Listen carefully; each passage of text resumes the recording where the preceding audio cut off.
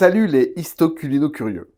Merci infiniment de continuer à me suivre. N'hésitez pas à partager les vidéos et liker afin d'augmenter ma visibilité. Comme vous le constatez, j'ai un tout nouveau micro et du coup, j'espère que le son va être meilleur. Aujourd'hui, on va parler d'un plat qui va péter tous les records, le cassoulet.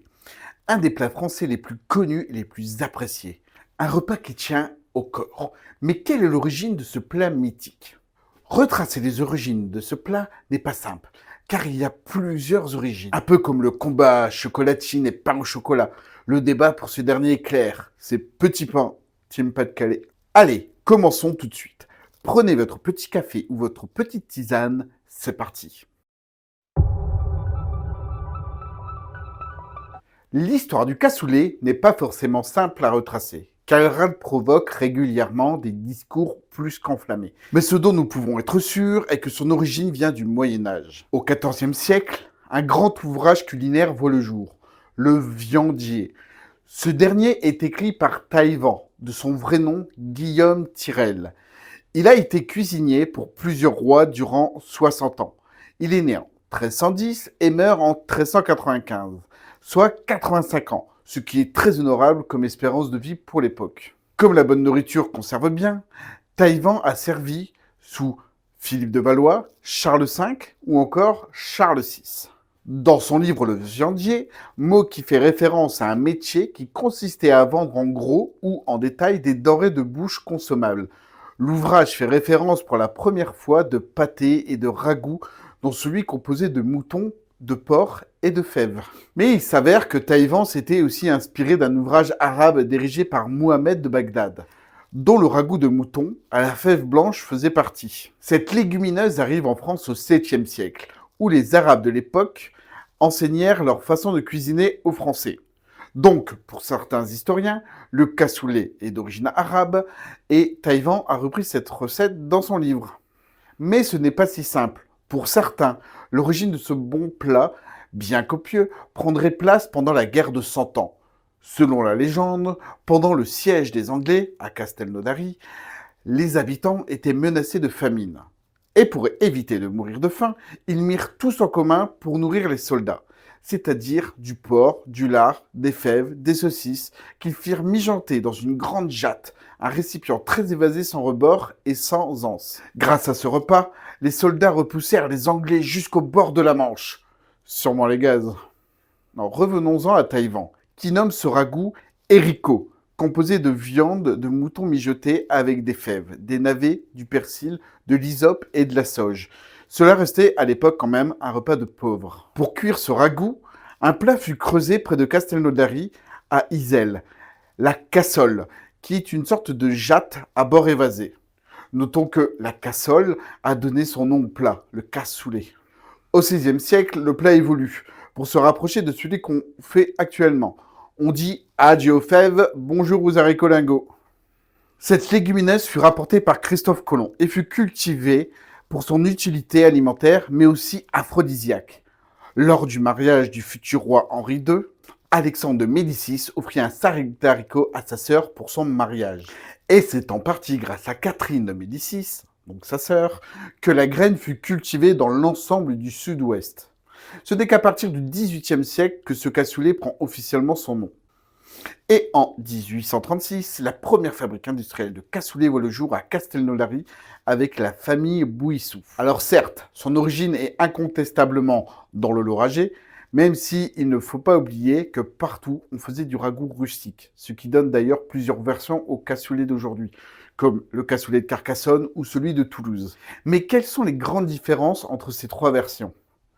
Pour faire simple, le cassoulet de Castelnaudary contient du confit de canard, de la viande de porc, un bouquet garni, de l'oignon et des carottes. Celui de Toulouse comprend des oignons piqués, de clous de girofle, de carottes, d'agneau, de canard, mais aussi les saucisses de Toulouse, le tout saupoudré de chapelure avant de passer au gratinage. Celui de Carcassonne contient de la perdrix rouge ou parfois du mouton.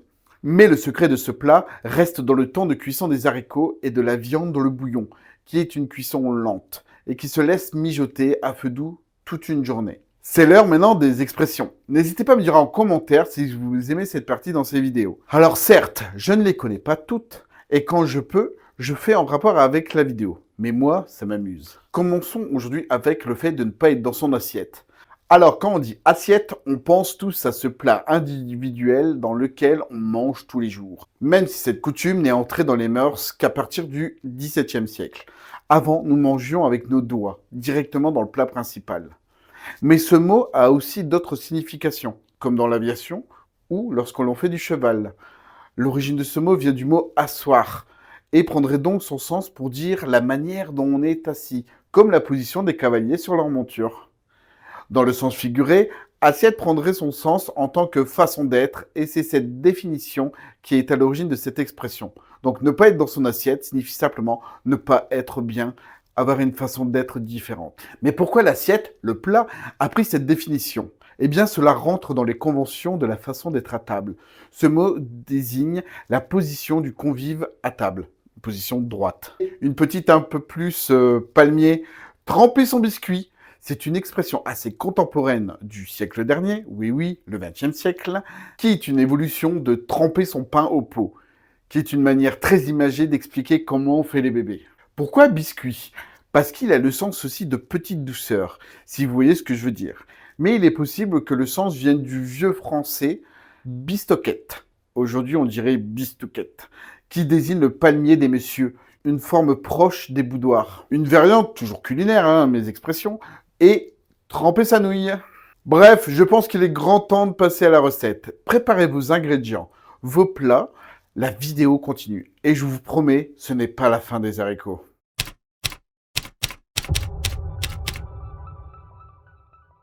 Préparons donc ce petit cassoulet. Prenez les haricots lingots et plongez-les pendant une nuit dans l'eau.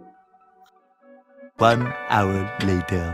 J'ai dit une nuit, pas une heure. Par contre, les faire cuire pendant une heure dans de l'eau avec du bouillon de poule ou du bouillon que vous avez fait par vous-même. Après la cuisson, bien garder le bouillon.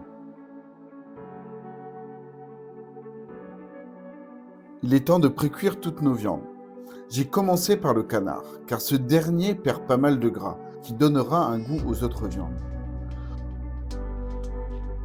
Ensuite, passez aux saucisses de Toulouse. Vous remarquerez que ça n'en est pas sur la vidéo, car j'en ai pas trouvé tout simplement. Il est temps de passer au lard. Faites bien dorer et mettez toutes les viandes de côté. J'aime ajouter des légumes, et donc dans la recette, j'ajoute quelques carottes, oignons et navets que je coupe en petits morceaux.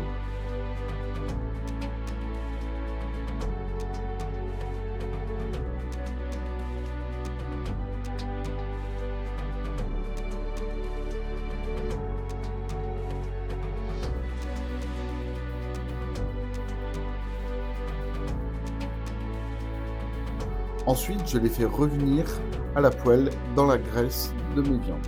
Ça y est, tout est cuit. Il ne reste plus qu'à monter le cassoulet. Dans un grand plat ou dans une casserole, commencez par mettre les haricots mélangés au préalable avec les légumes. Ne mettez qu'un tiers, cela suffit. Ensuite, vous mettez le lard, les saucisses et vous recouvrez le tout d'haricots. Vous pouvez mettre les saucisses que vous enfoncez légèrement. Il est temps de recouvrir le tout du bouillon dans lequel les haricots ont cuit. Et zou, au four pendant 3 heures à 150 degrés. A few moments later. Voilà, c'est prêt. Il n'y a plus qu'à manger.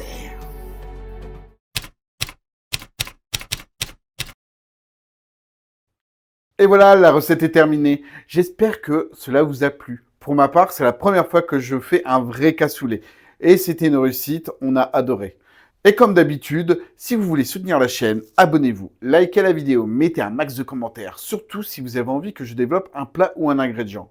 Je remercie tous ceux qui me suivent déjà et cela me motive encore plus à continuer. Et je fais un petit clin d'œil à Lisette. Je vous dis à bientôt pour une nouvelle recette. Salut les histo culino curieux.